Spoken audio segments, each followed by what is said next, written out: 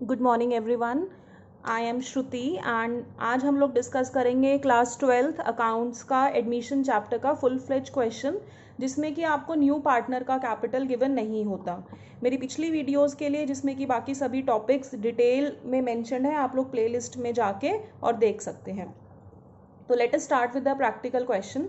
देखिए, सबसे पहले आई वुड रिकमेंड कि आप वीडियो पॉज कर करके सबसे पहले कॉपीज़ में पूरा का पूरा अपना क्वेश्चन नोट कर लीजिए, ताकि आपको आंसर करने में कन्वीनियंस हो जाए। Otherwise if you are having DK Goyal, तो this is illustration number 74 from that book. So let us start with the question. Question कह रहा है ए और बी पार्टनर्स थे और प्रॉफिट कैसे डिस्ट्रीब्यूट होता था। 1/2 to A, 1/3 to B and 1/6 carried to reserve account. देखो, अब पहले में ही हमें सबसे पहले डाउट आ जाएगा कि रेशो क्या होगी।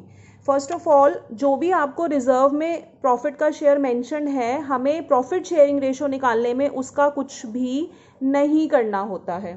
तो हमें क्या करेंगे, हम सिंपल, जब हमें ओल्ड रेशो निकालनी होगी, हम लोग करेंगे सिंपली कि ए का शेयर कितना था 1/2, बी का शेयर कितना था 1/3। अब दोनों के डिनोमिनेटर को सेम करने के लिए हम लोग को क्या करना पड़ेगा, जैसे दोनों का एलसीएम ले लीजिए, तो दोनों का 2 और 3 का एलसीएम आ जाएगा 6। तो इसको 6 बनाने के लिए मुझे 3/3 से मल्टीप्लाई करना पड़ेगा, जो मेरा आएगा 3/6।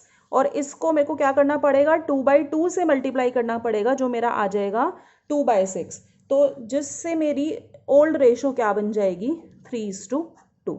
सो हमारी ओल्ड रेशो आ गई है 3:2।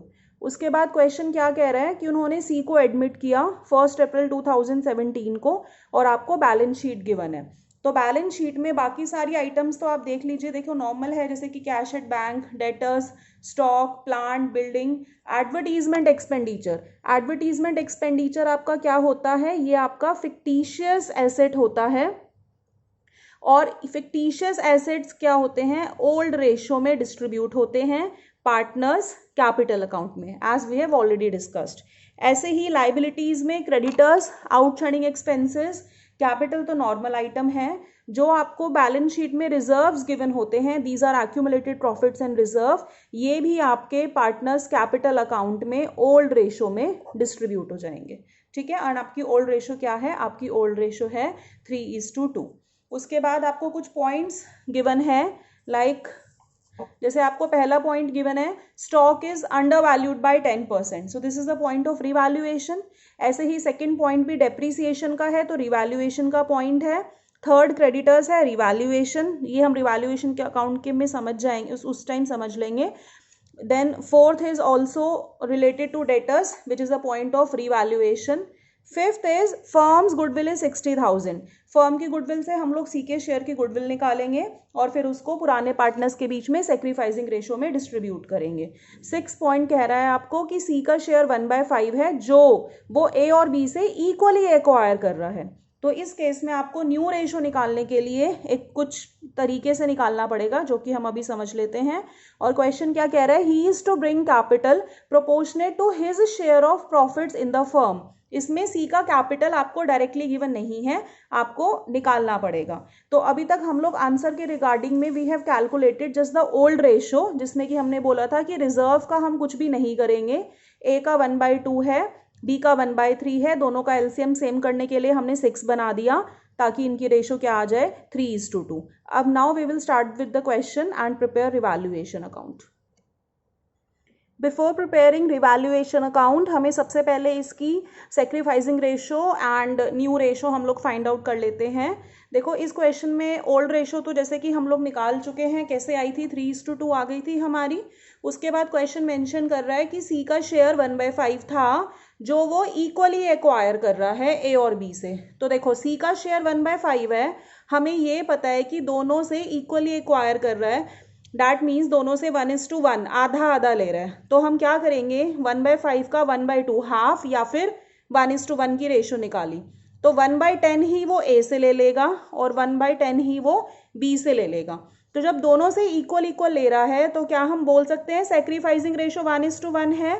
हाँ जी, हम बोल सकते हैं। तो इस क्वेश्चन में हमारी सेक्रीफाइसिंग रेशो क्या आ जाएगी, 1:1 आ जाएगी। उसके बाद आप लोग न्यू रेशो कैसे निकालेंगे, देखो, ए का पुराना शेयर था 3/5, उसमें से उसने 1/10 सी को दे दिया, तो माइनस करेंगे तब हमें पता लगेगा उसके पास कितना बचा।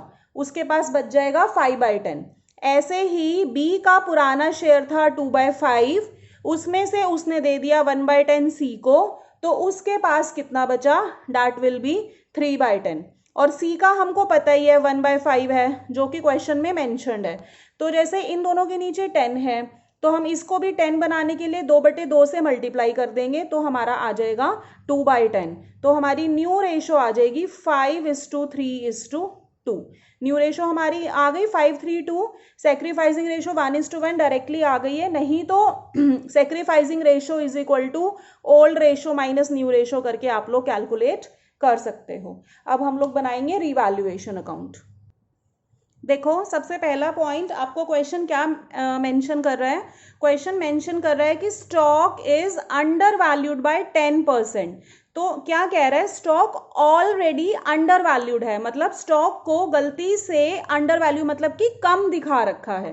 तो देखो जैसे टोटल परसेंटेज किसी भी चीज की 100 होती है, और आपको क्वेश्चन कह रहा है कि वो 10% से अंडर वैल्यूड है, तो यानी कि ये किसी चीज का 90% है।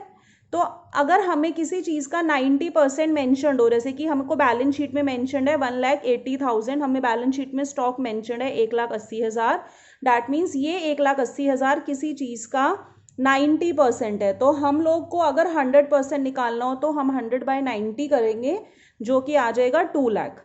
तो एक्चुअली में स्टॉक की वैल्यू, इसका मतलब क्या था कि स्टॉक की वैल्यू एक्चुअली में 2 लाख थी, लेकिन वो शो कर रखी है गलती से 1,80,000। तो इसका मतलब उसको ठीक करने के लिए आपको स्टॉक को बढ़ाना पड़ेगा, तो हम लोग स्टॉक को बढ़ा देंगे। रिवैल्यूएशन अकाउंट में हम लोग लिख देंगे बाय स्टॉक, कितना लिखेंगे 20,000। 20,000 हमारा कहाँ से आया, हमारी वैल्यू थी 2 लाख और बैलेंस शीट में हमें मेंशन की हुई थी 1,80,000, तो हमें 20,000 से स्टॉक को इंक्रीज करना होगा। ओके, तो हमारा first point is covered. Second point कह रहा है कि 30,000 का डेप्रीसिएशन प्लांट पे छूट गया 31 मार्च वाले ईयर को, हमारा सेम ईयर है, ये वाला ईयर भी हमारा यही वाला है। देखो ऊपर दे रखा है ना 1 अप्रैल 2017 को आपकी बैलेंस शीट है, तो 1 अप्रैल 2017 या 31 मार्च 2017 एक ही बात हुई ना। तो यानी कि पिछले साल आपका डेप्रीसिएशन 30,000 का छूट गया था। तो it is very simple point, अगर डेप्रीसिएशन छूट गया है तो उसे लगा दो। डेप्रीसिएशन से किसी भी एसेट की वैल्यू कम होती है, तो इसका मतलब हमें लॉस है, तो हम रिवैल्यूएशन में क्या कर देंगे, 2 प्लांट लिख देंगे, यानी कि डेप्रीसिएशन 30,000 की। तो ये हमारा क्यों, क्योंकि हमको लॉस हो रहा है।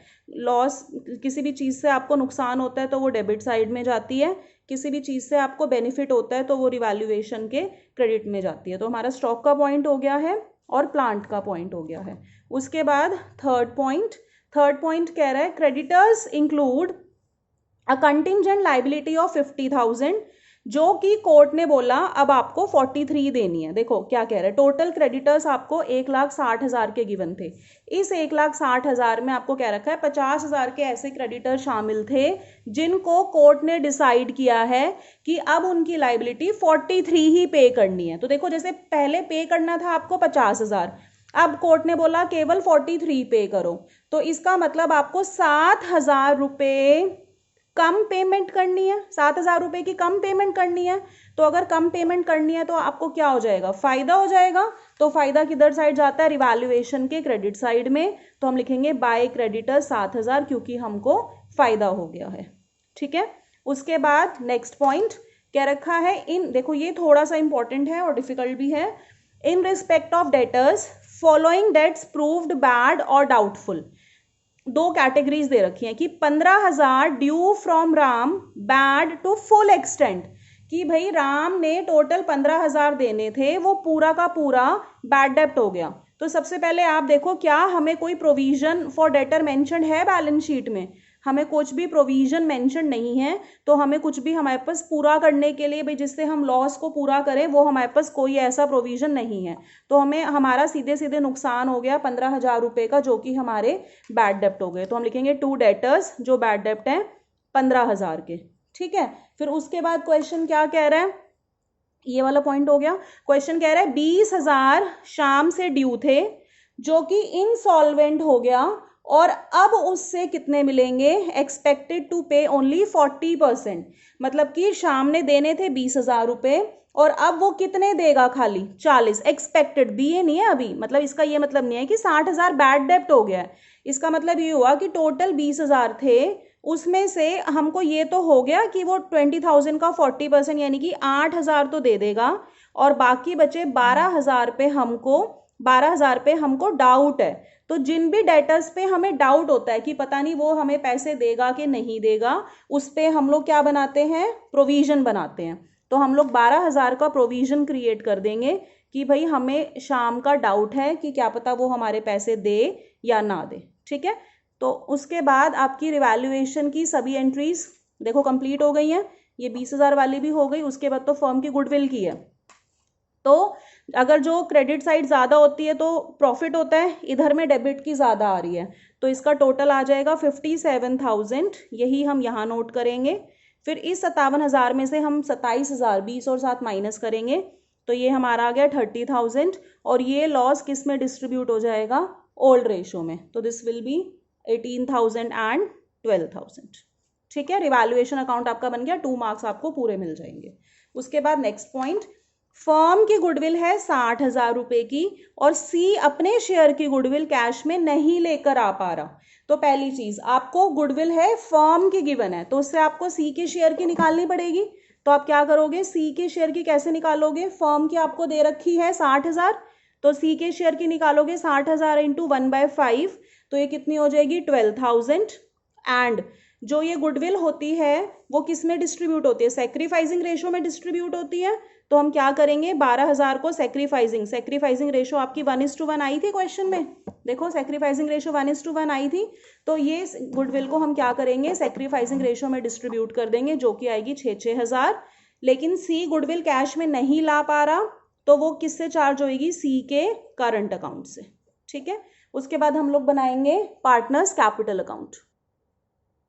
ओके, सो पार्टनर्स कैपिटल अकाउंट, देखो पहले भी बताया था कि चाहे एडमिशन हो, रिटायरमेंट हो, डिसोल्यूशन हो, डेथ हो, सबसे पहले पार्टनर्स कैपिटल के बीडीज तो आते ही आते हैं। तो क्वेश्चन में ए और बी के बीडीज आपको देखो बैलेंस शीट में दे रखे हैं, 3,18,000 और 2 लाख, तो ये लिख देंगे।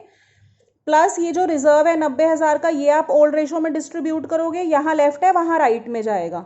ऐसे ये एडवर्टीजमेंट एक्सपेंस है, ये फिक्टिशियस एसेट है, ये भी आप ओल्ड रेशो में डिस्ट्रीब्यूट करोगे, यहाँ राइट में है तो कैपिटल में लेफ्ट में जाएगा। तो हम लोग क्या करेंगे, सबसे पहले हम लोगों ने बीडी नोट डाउन करे, कितना आ गया 3,18,000 और बी का जैसे कि आपको गिवन था 2 लाख। उसके बाद आपका एक और आता है जैसे बाय कैश, जो सी का कैपिटल होता है, बट वो हमें क्वेश्चन में अभी मेंशन नहीं है, तो अभी हम उसको छोड़ेंगे। उसके बाद रिजर्व हम लोग डिस्ट्रीब्यूट करेंगे ओल्ड रेशो में, तो आपकी रिजर्व आ जाएगा 54,000 एंड 36,000। देन एडवर्टीजमेंट एक्सपेंस भी जैसे कि बताया था ओल्ड रेशो में डिस्ट्रीब्यूट होता है, तो वो आपका आ जाएगा 6,000 एंड 4,000। देन रिवैल्यूएशन का लॉस यहाँ राइट में है, यहाँ लेफ्ट में आ जाएगा 18,000, 12,000। सीज करंट में आएगी जो वो गुडविल कैश में नहीं लेकर आ पाया, ये 6,000 रुपये जो हमने कैलकुलेट की थी सेक्रीफाइसिंग रेशो में, ये आ गई। ठीक है, उसके बाद आप क्या करोगे, इनके जैसे एक नॉर्मल अगर क्वेश्चन होता तो सबसे पहले हम लोग क्या करते हैं, इनके सीडीज निकाल देते। सीडी निकालने के लिए क्या करते हैं, जो भी साइड का टोटल ज़्यादा होता है, इसमें ए का टोटल ज़्यादा है क्रेडिट साइड का, तो ये टोटल लिखा, यही टोटल इधर लिखा, और इस 3,78,000 में से 18 और 6,000 माइनस करा, तो ये आपका आ गया 3,54,000। ऐसे ही हमने बी का निकाला, टोटल किया, जैसे टोटल आया इसका 2,42,000, यही टोटल हमने यहाँ लिखा, और इस 2,42,000 में से हमने 4 और 12,000 माइनस करा, तो हमारा आ गया 2,26,000। अब देखो क्या डिफरेंस है पिछले क्वेश्चन से। इस क्वेश्चन में आपको नए पार्टनर का कैपिटल गिवन नहीं है, तो कैसे निकालोगे, आपने सीडी निकाल दिए, सबसे पहले क्या करोगे, सीडी के अपोजिट आप लोग क्या कर दोगे, बीडी निकाल दोगे। बाय बैलेंस बीडी 3,78,000 एंड 2,42,000, ये आपके बीडीज हो गए। ठीक है, अब देखो कैसे करोगे, सबसे पहले आप लोग क्या करोगे, आप लोग की आपको ये पता है कि सी का शेयर इधर थोड़ा सा नीचे लिख देती हूँ, सी का शेयर 1/5 था, फर्म का टोटल शेयर 1 है, अगर परसेंटेज होती तो फर्म का टोटल शेयर हम लोग 100% मानते, ये फ्रैक्शन में है तो हमने फर्म का टोटल शेयर क्या माना 1, जिसमें से सी का शेयर कितना है 1/5, तो ए और बी के लिए कितना बचा 1 माइनस 1/5, ये आ जाएगा आपका 4/5। ठीक है, हमने क्या किया, फर्म का शेयर 1 माना, ए और बी के लिए कितना बचा, 1 में से सी का शेयर 1 माइनस 1/5 कितना आ गया 4/5। तो जैसे इनका टोटल शेयर है 4/5 और इनका टोटल कैपिटल कितना है, ए का तो CD आया 3,78,000 और बी का आया 2,42,000, तो इनका टोटल कैपिटल कितना आ गया 5,80,000। तो ये 5,80,000 इनका 4/5 शेयर के लिए है, तो 1 जैसे भाई अगर 4/5 के लिए शेयर है 5,80,000, तो पूरी फर्म का कैपिटल कितना आएगा, पूरी फर्म का कैपिटल आपका रेसिप्रोकेट करके आ जाएगा कि अगर 5,80,000 रुपये 4/5 के लिए, तो 1 के लिए कितना होगा। तो एक्चुअली में it is like this, actually में देखो ये कैसे होता है, एक्चुअली में इट इज़ 5,80,000 डिवाइड बाय 4/5, तो आप इसको डिवाइड को फिर जब मल्टीप्लाई में कन्वर्ट करते हो तो ये एक्चुअली में मल्टीप्लाई बाय 5/4 बन जाता है ना। तो ये आ गया आपका, ये जो एक्सप्रेशन आया है ये पूरा आ गया आपका फर्म का कैपिटल। अब जब आपको ये पता है कि फर्म का कैपिटल इतना है तो सी का निकाल सकते हो। सी का कैसे निकालोगे, ये फर्म का है 5,80,000 इंटू 5/4 तो आपका हो गया फर्म का, फिर अगर हम इसका 1/5 कर देंगे तो ये हमारा आ जाएगा सी का कैपिटल, जो कि आएगा 1,45,000। मैंने यहाँ पे ऊपर सॉल्व इसलिए नहीं किया था क्योंकि नीचे देखो 5 से 5 ऐसे कैंसिल हो जाएगा, तो calculation would be easier that ways. तो हम क्या करेंगे, हमने सिंपली क्या किया, अब बाय बैलेंस BD आ गया था, बाय बैंक, हमें क्वेश्चन में बैलेंस शीट में बैंक गिवन है तो हम एंट्रीज किससे करेंगे, बैंक से करेंगे। क्वेश्चन में बैलेंस शीट में कैश गिवन है तो हम एंट्रीज कैश से करेंगे, तो इसमें बैंक गिवन था, तो बाय बैंक 1,45,000। अब हमारा क्वेश्चन कंप्लीट हो जाएगा, तीनों का टोटल करेंगे 3,78,000, 2,42,000, 1,45,000, यही टोटल यहाँ नोट डाउन कर देंगे और हमारा आ जाएगा to balance CD new capitals 3,78,000, 2,42,000 plus C का भी है 1,45,000। ठीक है, हमने क्या किया, फर्म का शेयर 1 लिया, 1 माइनस 1/5 4/5 आया, फिर इनके CDs को टोटल किया, CDs के टोटल से इनके शेयर का रेसिप्रोकल करके फर्म का कैपिटल आया, फिर इंटू 1/5 करके सी का आया। अब नॉर्मल तरीके से बैलेंस शीट प्रिपेयर होएगी। तो सबसे पहले हम लोग कंप्लीट करते हैं लाइबिलिटी साइड, ये मेरी न्यू बैलेंस शीट है। ठीक है, तो हमने जैसे कि बोला था क्वेश्चन से ही आपको कंपेयर करते हुए चलना है। जैसे कि क्वेश्चन में पहली आइटम थी क्रेडिटर्स आपके 1,60,000 के थे, बट जैसे कि रिवैल्यूएशन में हमने देखा था हमारे क्रेडिटर्स कितने से 7,000 से डिक्रीज हो रहे हैं, तो फिर हमने क्या किया 1,60,000 में से हमने क्या किया 7,000 माइनस कर दिया, तो मेरा ये आ जाएगा 1,53,000। उसके बाद सेकेंड आइटम बैलेंस शीट में मेंशन है आउटस्टैंडिंग एक्सपेंसेस, जिसमें कि कोई भी चेंज नहीं था, तो ये as it is note down होगी। रिजर्व डिस्ट्रीब्यूट हो चुका है तो वो नहीं आएगा। कैपिटल जो इन तीनों के कैपिटल्स के CDs हमने एंड में निकाले थे 3,78,000, 2,42,000 और 1,45,000, तो ये आपकी बैलेंस शीट की लाइबिलिटी साइड पूरी हो गई है। ऐसे ही देखो एसेट साइड, सबसे पहले अमाउंट थी कैश एट बैंक 20,000, जिसमें कि आपका इंक्रीज होगा जो कि आपका सी का कैपिटल था 1,45,000, तो ये आ गया 1,65,000। फिर डेटर्स आपके थे 2,20,000 के, जिसमें से राम का बैड डेप्ट था पूरा 15,000 का, और जैसे कि जो शाम था वो इनसॉल्वेंट था तो 60% का डाउट था, तो दोनों माइनस हो जाएंगे, 1,93 आ जाएगा। स्टॉक हमारा 1,80,000 था, जिसमें कि 20,000 का हमारा स्टॉक इंक्रीज हुआ था, तो ये 2 लाख आ गया। प्लांट 1,50,000 जिसपे कि 30,000 रुपीज़ की डेप्रीसिएशन लगी थी, रिवैल्यूएशन में आप लोग चेक कर लेना, तो ये 1,20,000 आ गया माइनस करके। बिल्डिंग आपकी 2 लाख की थी जिसमें कि कोई चेंज नहीं है। एडवर्टीजमेंट एक्सपेंस हमारा डिस्ट्रीब्यूट हो चुका था। उसके अलावा जैसे जो न्यू पार्टनर की गुडविल होती है, अगर वो न्यू पार्टनर की गुडविल कैश में आती तो हम उसको बैंक में ऐड कर देते, but since he was unable to bring his share of goodwill in cash, तो हम लोग क्या लिखेंगे, सीज करंट अकाउंट, और उसके बाद आपका बैलेंस शीट का टोटल मैच हो जाएगा। Thank you so much for watching.